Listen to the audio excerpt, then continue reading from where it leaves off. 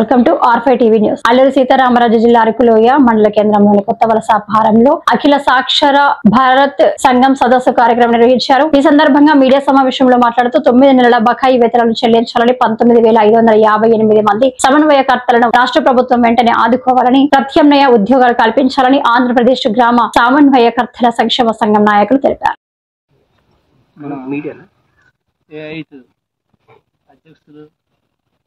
అమర్నాథ్ గారు చక్కగా మనందరూ కూడా కోఆర్డినేషన్ చేయాలని మంచి భవిష్యత్తు ముందు ఎలా ఎదగాలనే దాని మీద చక్కగా వివరించారు.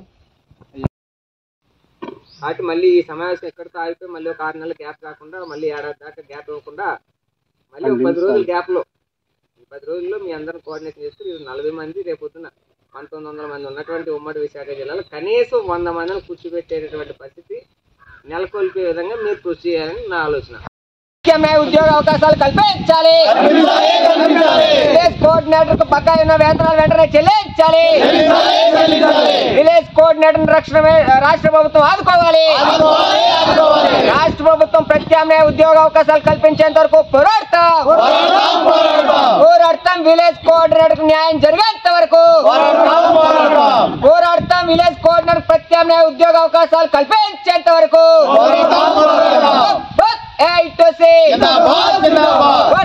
విలేజ్ కోఆర్డినేటర్ ఐక్యత. విలేజ్ కోఆర్డినేటర్ ఐక్యత. అవకాశం ఇచ్చిన ఈ సభాముఖం అందరికీ నమస్కారం చేస్తున్నాను. మేము సాక్షర భారత్ నుంచి ఈ దినంలో మా ఒక ఉద్యోగం కోసం పోరాటంకి ముందుకు వస్తున్నాము. ఎందుకంటే మేము మొదట్లో మా పిల్లల్ని వదిలేసి, కుటుంబాన్ని వదిలేసి మండల స్థాయిలో, గ్రామ స్థాయిలో ఎన్నో పనులు చేసాము. అది ప్రతి ఒక రాజకీయ నాయకులు ఏదో పేరుకు మాత్రమే పరిపాలిస్తున్నారు కానీ మా కోసం పట్టించుకోవట్లేదు. ఎందుకంటే మేము ఆ పిల్లల పరిస్థితి నుంచి ఆడపిల్లలు ఎలా బయటకు వచ్చి అది మాకు తెలుసు. కాబట్టి మాకు మొదటి స్థితి మాకు ఇవ్వాలని మేము ఆశపడుతున్నాము. ఎందుకంటే మేము ఏదో నిద్రపోయినట్టు ఉండిపోయాము. కానీ అక్షరం లేని ఈ అంగన్వాడీలకి, అలాగే ఆశా వర్కర్స్కి 10,000, 20,000 చేసుకుని వాళ్ళకి అభివృద్ధి చేస్తున్నారు. కానీ మేము చదువుకొని అలాగ కొంతవరకు ఉద్యోగాలు చేయాలని ఆశపడి ప్రజలకు కొన్ని అక్షరం రాని వాళ్ళకి నేర్పించాము. కరెంట్ బిల్లు, ఈ బిల్లు అన్ని పంచాయతీలు చేస్తే ప్రతి పనులు మేము చేసాము.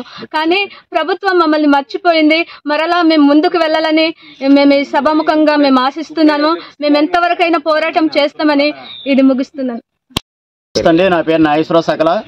ప్రస్తుతం నేను ఆంధ్రప్రదేశ్ సాక్షర భారత గ్రామ సమన్వయకర్తల సంక్షేమ సంఘానికి రాష్ట్ర అధ్యక్షులుగా వ్యవహరిస్తున్నాను. అయితే ఇప్పుడు ఉన్నటువంటి కూటమి ప్రభుత్వం అధికారంలో ఉన్నప్పుడే 2018 మార్చి 31తో మమ్మల్ని అందరినీ మెమో నెంబర్ 600 ఇచ్చి 20,000 మంది పైచిలిక గ్రామ సమన్వయకర్తలందరూ కూడా రోడ్డును పడేశారు. అలాంటి తరుణంలో మేమందరం కూడా ఒక ఐక్యంగా పోరాట యూనియన్ స్థాపించుకొని గత ప్రభుత్వంలో కూడా మేము ఎన్నోసార్లు ఉద్యమాలు పోరాటాలు చేసినప్పటికీ కనీసం మమ్మల్ని పట్టించుకునేటువంటి అవకాశం కూడా లేకుండా పోయింది. కానీ ఇప్పుడు ఉన్నటువంటి కూటమి ప్రభుత్వం కూడా మరలా మాకు అధికారం ఇస్తే మీ అందరికీ ప్రత్యామ్నాయంగా ఉద్యోగ అవకాశాలు కల్పిస్తాం, 9 నెలల గౌరవేతన బకాయిలు చెల్లిస్తామని చెప్పి ఓట్లు వేయించుకున్నారు. కాబట్టి మీ అందరం కూడా ప్రత్యక్షంగా అడిగేది ఏంటంటే ఉపాధి కోల్పోయి రోడ్డున పడ్డ మా అందరికీ కూడా ప్రత్యామ్నాయంగా ఉపాధి అవకాశం కల్పించి బకాయి వేతనాలు కూడా చెల్లించాలి. లేని పక్షంలో ఏఐటీసీ వారి ఆధ్వర్యంలో మా యొక్క పోరాటాన్ని ఉధృతం చేస్తామని ఈ ప్రభుత్వాన్ని తెలియజేస్తున్నాం. నా పేరు అమర్. ఏఐటీసీ అల్లూరి సీతారామరాజు జిల్లా కోకన్వీనర్గా బాధ్యతలో ఉన్న ఆంధ్రప్రదేశ్ సాక్షర భారత్ విలేజ్ కోఆర్డినేటర్స్ ఆధ్వర్యంలో ఈరోజు అల్లూరి సీతారామరాజు జిల్లా సమితి ఆధ్వర్యంలో ఈరోజు సమావేశం అరకు వ్యాలీలో నిర్వహించడం జరుగుతూ ఉంది.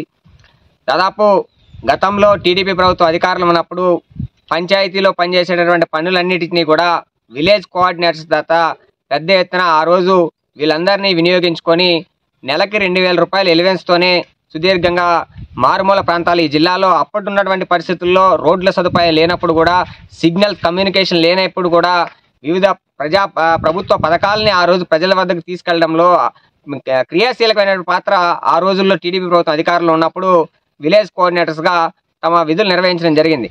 అయితే 2018లో వీళ్ళందరినీ కూడా డిస్కంటిన్యూ చేయడం జరిగింది. రాష్ట్ర వ్యాప్తంగా 19,558 మంది విలేజ్ కోఆర్డినేటర్స్గా ఉన్నారు. అప్పటికి వీళ్ళు కొనసాగుతున్నప్పటికీ కూడా వీళ్ళకి ఇవ్వాల్సినటువంటి 2,000 రూపాయల ఎలివెన్స్ కూడా 9 నెలలు బకాయి నుంచి రాష్ట్ర ప్రభుత్వం వీళ్ళందరినీ కూడా ఆ రోజు టీడీపీ ప్రభుత్వం అర్ధాంతరంగా వీళ్ళని నడి రోడ్డు మీద వదిలేసినటువంటి పరిస్థితి. అయితే గతంలో ఉన్నటువంటి ప్రభుత్వం వైఎస్ఆర్సీపీ ప్రభుత్వం వచ్చిన తర్వాత పూర్తిగా వీళ్ళ కోసం ప్రస్తావనే లేదు.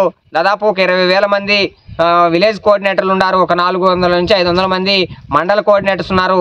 వీళ్ళని కూడా వైసీపీ ప్రభుత్వం కనీసం వీళ్ళ వైపు చూడకుండా వాళ్ళ యొక్క పద్ధతుల్లో వాలంటరీ వ్యవస్థను తీసుకొచ్చి ప్రజలకి తమ పథకాలని చేరవేసడంలో క్రియాశీలకంగా పనిచేసింది. అయితే ఈరోజు మళ్ళీ టీడీపీ ప్రభుత్వం కూటమి ప్రభుత్వం అధికారంలోకి వచ్చిన తర్వాత ఎందుకంటే విలేజ్ కోఆర్డినేటర్స్ యొక్క ప్రాముఖ్యత ఏంటి అనేది ఖచ్చితంగా టీడీపీ ప్రభుత్వకు అవగాహన ఉంది. ఎందుకంటే ఆ టైంలో ప్రభుత్వం అధికారంలో ఉన్న టీడీపీ, ఈరోజు కూడా అధికారంలో టీడీపీ ఉంది. వీళ్ళ యొక్క చేసిన కృషి ఏంటి అనేది టీడీపీ ప్రభుత్వానికి మరి ప్రత్యేకంగా చెప్పాల్సినటువంటి అవసరం లేదు.